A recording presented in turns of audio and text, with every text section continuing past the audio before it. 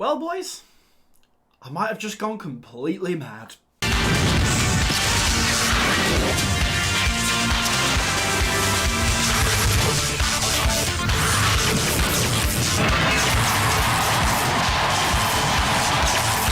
Hello and welcome to a new insane idea from me, Captain Jax Morgan. Today we're going to start the first ever episode of Robot Wars What Ifs. So in this series we're going to be looking at different scenarios of what happened in Robot Wars, and we're going to do different what ifs. So it's like fantasy booking if you've ever seen Adam Blompier do Wrestle Talk, and Parts of Unknown stuff where he fantasy books professional wrestling. And I'm going to try and fantasy book Robot Wars. Sounds insane, but why not? BBC loves drama and storylines as well, so I'm going to try and introduce some of that with my very first episode. So our first episode will be about two robots, Mortis and Roadblock. Why these two? Well, it's simple as, really.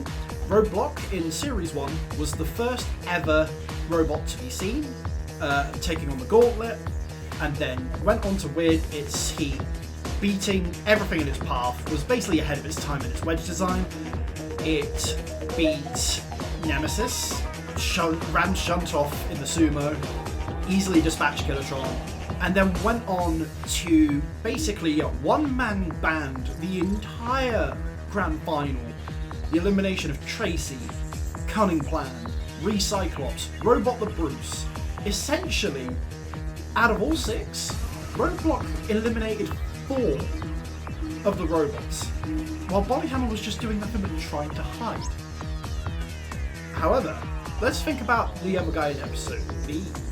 B. Mortis. Mortis here.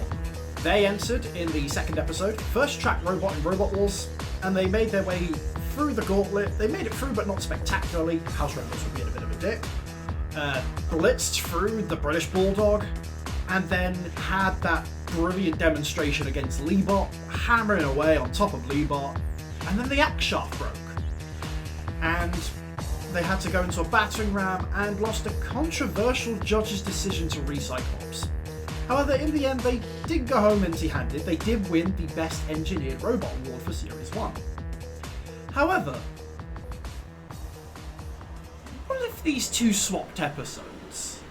So, to begin the purpose of this booking, Mortis, will stress again, is in Heat A, Roadblock goes to Heat B. So how this goes is, with Mortis being the first ever robot to take on the gauntlet, it kind of goes exactly the same way that it did in the actual episode. I'm not going to change that. That's going to stay the same. The fans, I think, unfairly booed Mortis. It wasn't really their fault, but there's a way that, because Mentorn at the time favoured Mortis, so there's a way that you can play with that, and I will show you how later on in this episode. So Mortis's gauntlet run goes the exact same, gets roughly about just under halfway, and then gets pinned down by the house robots. And they make it through to the sumo.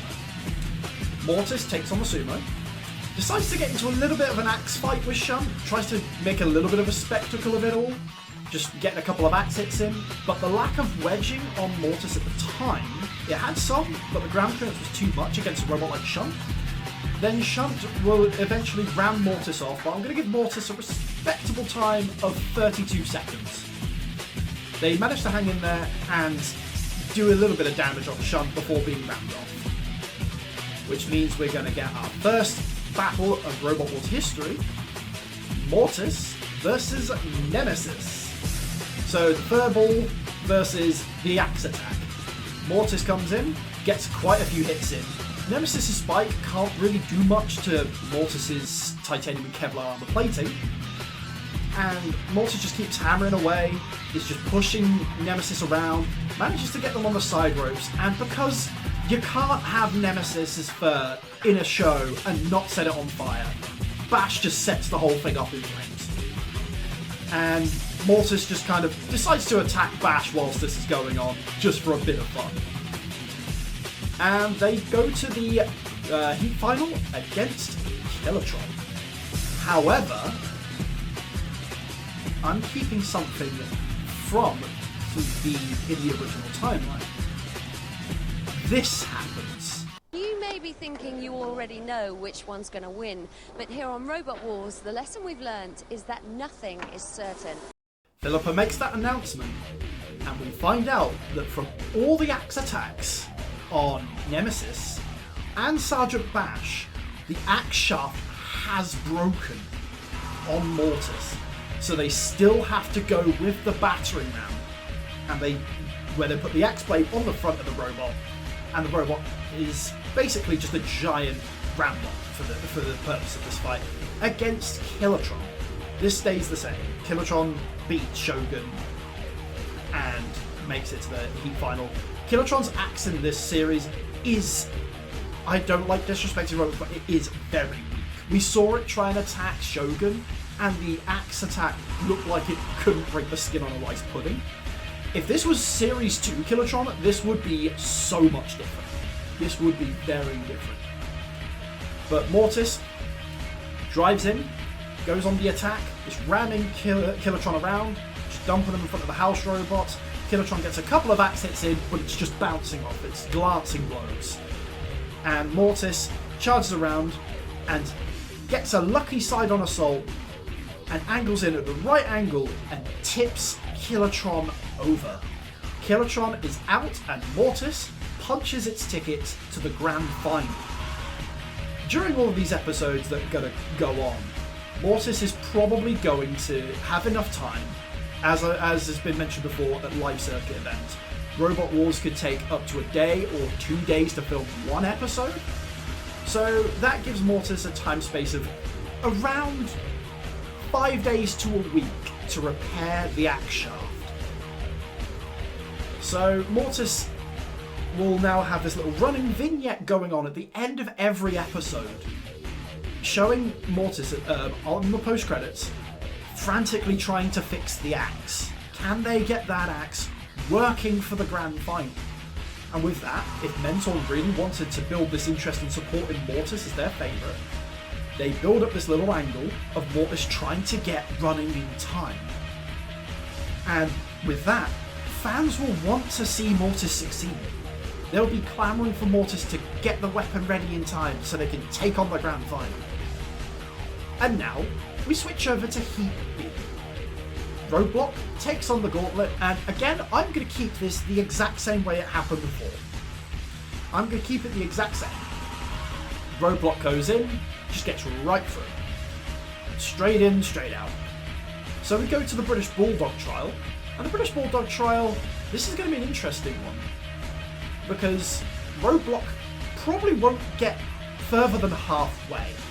I think the house robots will block it in some way, shape or form and stop it from really progressing as far.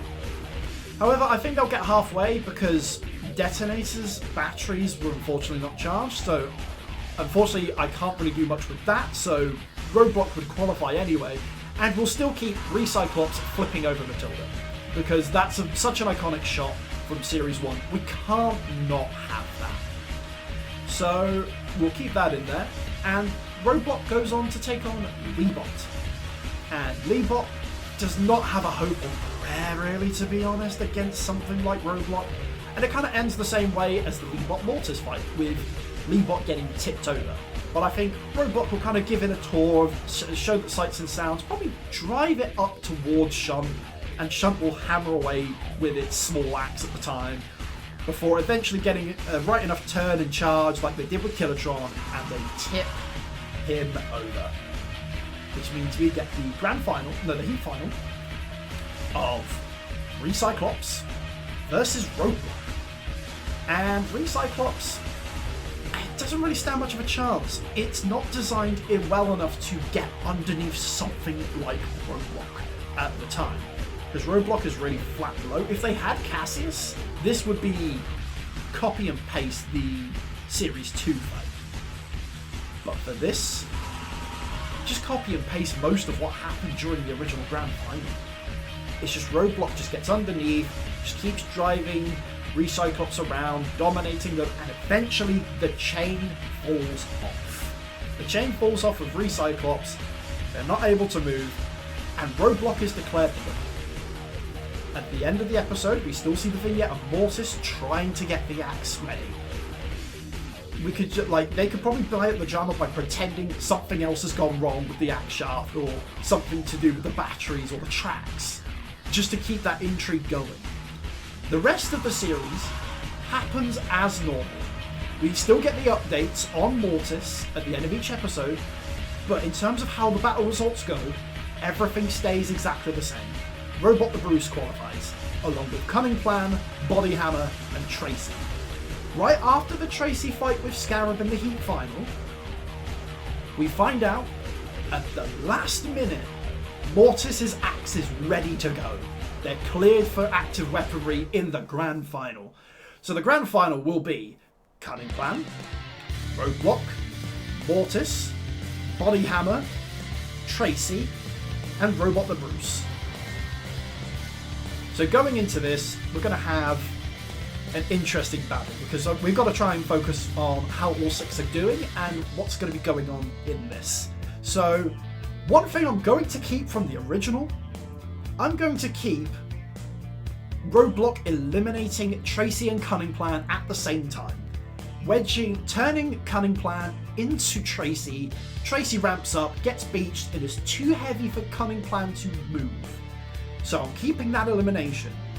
Meanwhile, Mortis is going straight after Robot the Bruce, and they're putting on a clinic. Axe shot, axe shot, axe shot. Keep going at him. Just keep hammering away. With nothing left to lose. And the crowd, I'm sure, will be cheering for Mortis. Maybe even a Mortis charm.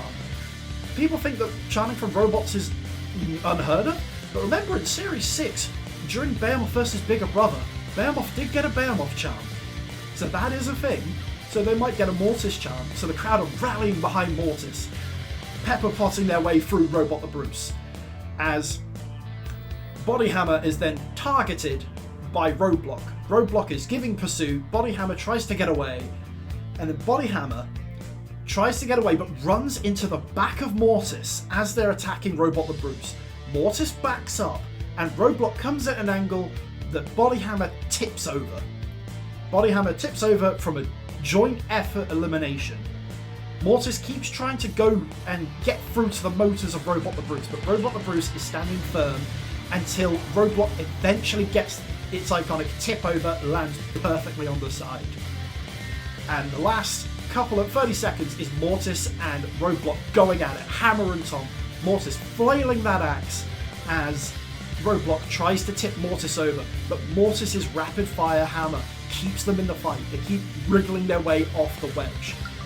They're not doing really any damage to Roadblock, but Roadblock is definitely struggling to tip Mortis over. This is the first real test for Roadblock. And eventually, cease is called. And from here, you can go one of two ways. From what I've described, Mortis can win, and then you've got a megastar right there for Series 2 of Mortis wanting to retain its crown. However, for this one, I'm going to go with Roadblock just edging it out on a 2-1 decision. It's a little heartbreaking, sure, for Mortis. However, the fans will now be galvanised going into Series 2, desperate to see Mortis pick up that elusive Robot Wars trophy. And that's what I believe would happen if we swap Mortis and Roadblock around. Join us in the next episode where we answer the question, what would happen in Series 2 if Razor never broke down? Also, I'll be taking requests, so let me know in the comments section down below what you want to see me try and fantasy book in Robot Wars. Until next time, cease.